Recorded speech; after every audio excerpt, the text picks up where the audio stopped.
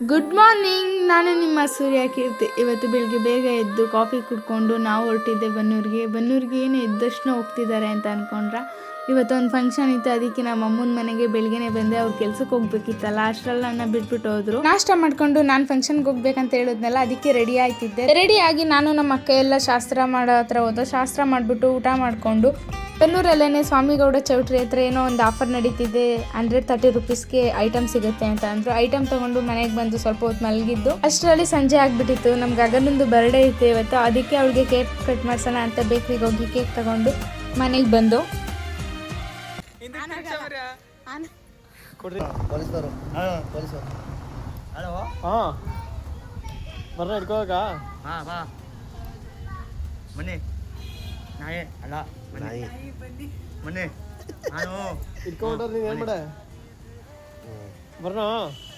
ಹೋಗಪ್ಪ ತಂದೆ